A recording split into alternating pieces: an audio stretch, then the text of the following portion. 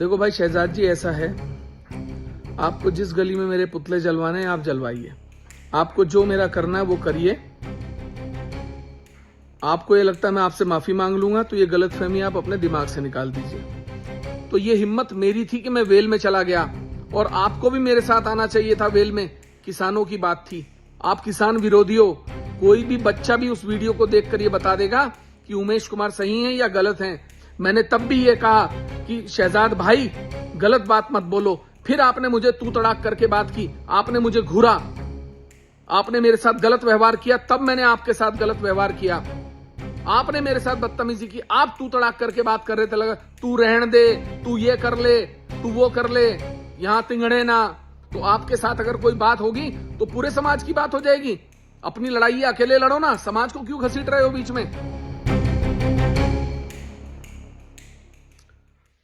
मैं अभी बसपा से विधायक भाई शहजाद की वीडियो देख रहा था, उनकी प्रेस कॉन्फ्रेंस की। उनका कहना है कि मैं जब तक उनसे माफी नहीं मांगूंगा वो तब तक मुझे छोड़ेंगे नहीं, मेरे पुतले जलवाएंगे, गली गली में पुतले जलवाएंगे। देखो भाई शहजाद जी, ऐसा है, आपको जिस गली में मेरे पुतले जलवाने हैं आप जलवाइए। आपको जो मेरा करना है वो करिए। आपको ये लगता है मैं आपसे माफी मांग लूंगा तो ये गलतफहमी आप अपने दिमाग से निकाल दीजिए। और मैंने आपके समाज पर, तेली समाज पर कोई टिप्पणी नहीं की। मेरी पूरी विधानसभा की कार्रवाई कोई भी सुन सकता है। अगर मैंने तेली समाज पे कोई टिप्पणी की होती तो मैं जरूर माफी मांग लेता। तेली समाज का मैं सम्मान उतना ही करता हूं जितना मैं आज तक सारी बिरादरी का करता हूं। मेरे लिए कोई बिरादरी और धर्म और जातिवाद ऊपर नहीं है। अब तक 150 के करीब मुस्लिम कन्याओं का निकाह करा चुका हूं। अगर मैं धर्म जात पात पर काम करने वाला व्यक्ति होता तो शायद ये काम नहीं करता। दूसरी बात, हरिद्वार जनपद का किसान मर रहा है, किसानों की आरसी कट रही है, किसानों को पुलिस गिरफ्तार कर रही है, किसानों के ट्यूबवेल के कनेक्शन कट रहे हैं, किसान पानी नहीं दे पा रहा खेत में, फसल सूख रही है, किसानों पर बिजली के बिलों पर पेनल्टी लग रही है, किसान की बीमा, फसल का बीमा नहीं मिल पा रहा है। ऐसे समय में मेरे लिए यूसीसी जरूरी नहीं था। ऐसे समय में मेरे लिए मेरे किसान जरूरी थे। और अगर हाउस में क्वेश्चन आवर सस्पेंड था तो यह हिम्मत मेरी थी कि मैं वेल में चला गया और आपको भी मेरे साथ आना चाहिए था वेल में। किसानों की बात थी, हरिद्वार जनपद के किसानों की बात थी। आपने मेरा विरोध किया, आपने ये दिखाया कि आप हरिद्वार के किसान के खिलाफ हो, आप किसान विरोधी हो। कोई भी बच्चा भी उस वीडियो को देखकर ये बता देगा कि उमेश कुमार सही हैं या गलत हैं। अगर मैं गलत हूं और लोग कहें मैं गलत हूं तो मैं सार्वजनिक माफी मांगने के लिए तैयार हूं। आज हरिद्वार का किसान त्रस्त है, लोगों के पास अन्न का दाना नहीं है। बहुत सारे लोगों के पास, छोटी छोटी जमीन वाले लोग तड़प रहे हैं, बिजली के बिल देने के लिए पैसे नहीं है, पेनल्टी लग रही है। और ऐसे में मैं इंतजार करता कि अब 26 तारीख को जब हाउस आएगा तब बात करूंगा, क्यों। और जब मैं गया वेल में तो माननीय मुख्यमंत्री जी उठकर मुझे आश्वासन दिया। मैं नहीं जाता तो क्या होता। और जब मैं आया तो आप कह रहे हो पहले से मिली भगत है। आपने मेरे ऊपर गलत टिप्पणी की सदन के अंदर। मैंने तब भी ये कहा कि शहजाद भाई गलत बात मत बोलो, फिर आपने मुझे तू तड़ाक करके बात की, आपने मुझे घूरा, आपने मेरे साथ गलत व्यवहार किया, तब मैंने आपके साथ गलत व्यवहार किया। मेरे शब्द कोई भी अगर सदन में सुनेगा तो यही सुनने को मिलेगा। मैंने कहा भाई शहजाद भाई गलत बात मत बोलो। आपने मेरे साथ बदतमीजी की, आप तू तड़ाक करके बात कर रहे थे, लगा तू रहन दे, तू ये कर ले, तू वो कर ले, यहां तिंगड़े ना। आपने जब बदतमीजी की तब मैंने आपको आपकी भाषा में जवाब दिया। मैंने किसी समाज को जवाब नहीं दिया गलत बात पर। यह नहीं है कि अगर आप एक समाज से आते हो तो आपके साथ अगर कोई बात होगी तो पूरे समाज की बात हो जाएगी। अपनी लड़ाई अकेले लड़ो ना, समाज को क्यों घसीट रहे हो बीच में। गलत है ये। अगर हरिद्वार के किसान की बात करना गलत है, और रही पुतलों की, आप स्वतंत्र हो। गली गली, नुक्कड़, गांव, जहां आप मेरे पुतले जलवा सकते हो जलाइए ना, रोका किसने है। हम तो घर फूंक के राजनीति करने वाले हैं, राजनीति से पैसा कमा के घर चलाने वाले नहीं है।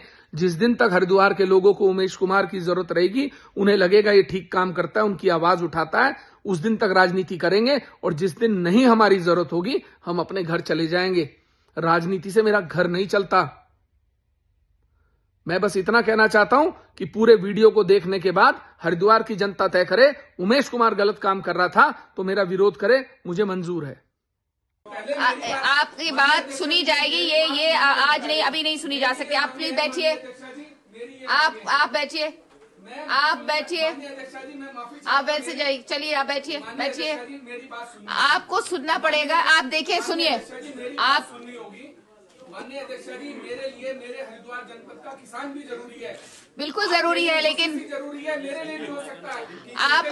आपकी बिल्कुल बात जरूरी है, आपने बता दी है, मैं संज्ञान लूंगी उसका, मैं संज्ञान लूंगी। आपके निश्चय के बाद तो उस पर ही अपनी राय दे दें, क्या करेंगे इन 4 बातों पर, 5 पे संज्ञान में मैंने ले लिया है, आपकी बात को संज्ञान में ले लिया है, इसमें देखती हूँ मैं। आप बैठिए, बैठिए, बैठिए।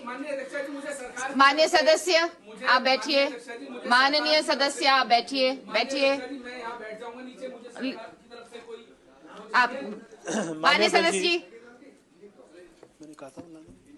हाँ जी, व्यवस्था का क्या प्रश्न है आपका?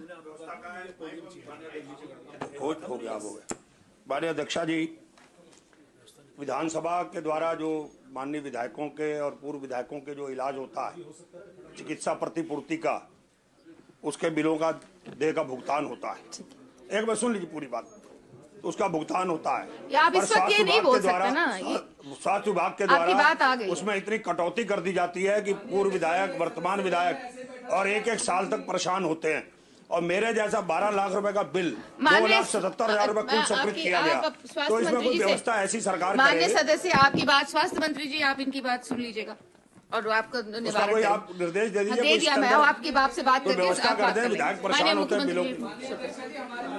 माननीय सदस्य आप बैठिए अपने सदन, माननीय आप चलिए। सदन व्यवस्थित हुए जो कैसे संसदीय कार्य मंत्री जी बोल रहे हैं। आप माननीय अध्यक्ष जी, आप बताइए, बीमा नहीं दिया जा रहा फसलों का। आपकी बात मैंने संज्ञान में ले ली है, आप जाके अपने स्थान पर बैठिए। माननीय सदस्य आप अपने स्थान पर बैठिए, आप अपने स्थान पर बैठिए। माननीय सदस्य आप अपने स्थान पर बैठिए, आप बैठिए। आप मुझे बोलिए ना, आप बोलिए, आप मुझे सदन में कुछ बोल के आप बताइए। परीक्षण करा लेंगे, आप अलग से आ जाइए। अब आप आ जाइए। ये मजाक नहीं है, ये कोई लोग आपकी बात सुन ली गई है।